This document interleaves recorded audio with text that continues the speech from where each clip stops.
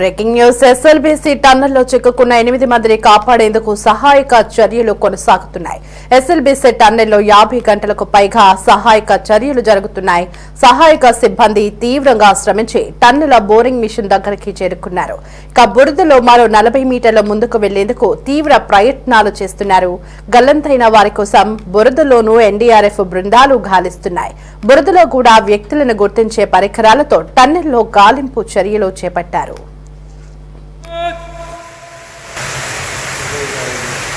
नहीं sir, belt damage है इसके बाद में, बेल्ट डैमेज है ना इसके बाद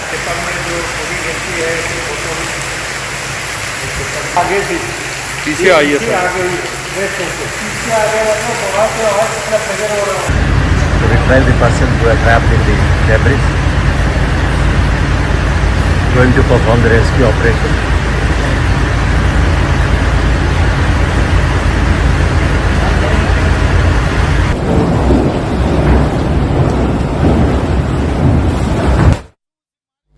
అయితే టన్నెల్ బోరింగ్ మిషన్ లో సేఫ్ కంటైనర్ ఉంటుందని 8 మంది కార్మికులు ఆ సేఫ్ కంటైనర్ లోకి వెళితే ప్రాణాలతో ఉండే అవకాశం ఉందని అక్కడి సిబ్బంది చెబుతున్నారు.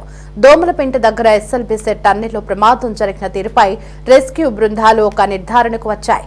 టీబీఎన్ మిషన్ సమీపంలో 40 మీటర్ల వెడల్పులో కుప్పకూలిన పైకప్పు దగ్గర 8 మంది చిక్కుకొని ఉంటారని నిర్ధారణకు వచ్చారు. అక్కడికి ఎలా వెళ్లాలి, అక్కడున్న ప్రతికూల పరిస్థితులపై పూర్తి నిర్ధారణకు వచ్చారు. కార్మికులు చిక్కుకున్న ప్రదేశానికి వెళ్లాలంటే సుమారు 100 మీటర్లు అడ్డంకిగా మారింది. దీన్ని పూర్తిగా తొలగిస్తేనే అక్కడికి వెళ్లే అవకాశం ఉంటుంది. ఇక ఇవన్నీ జరగాలంటే కనీసం 10 రోజుల సమయం పట్టే అవకాశం ఉందని నిర్ధారణకు వచ్చారు. కాగా రెస్క్యూ ఆపరేషన్ లో 30 మందిని డిప్లాయ్ చేశారు. టీంల వారీగా రెస్క్యూ ఆపరేషన్ ప్రారంభమైంది.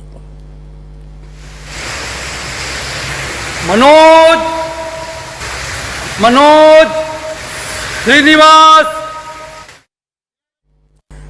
ఎస్ఎల్బీసీ సొరంగంలో ప్రతికూల పరిస్థితులు నెలకొనడం వల్ల రెస్క్యూ ఆపరేషన్ మందగించింది. 11 కిలోమీటర్లు దాటి లోపలికి వెళ్లడం గగనంగా మారింది.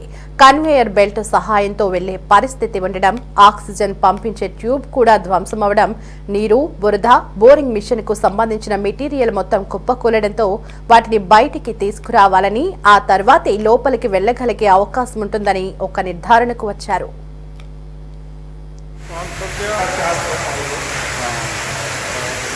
मनोज नहीं सर, बेल्ट डैमेज है. లోకో ట్రైన్ రాకపోకలకు 9వ కిలోమీటర్ వద్ద అంతరాయం కలిగింది. మరమ్మతులు చేసి సమస్యను పరిష్కరించేందుకు సిబ్బంది ప్రయత్నాలు చేస్తున్నారు. టన్నెల్లో 11వ కిలోమీటర్ నుంచి 2 కిలోమీటర్ మేర భారీగా నీరు నిలిచిపోయింది. టన్నెల్లో 2 పంపింగ్ స్టేషన్ల మధ్య భారీ నీరు నిలిచిపోవడంతో సహాయక చర్యలకు ఆటంకం కలుగుతోంది.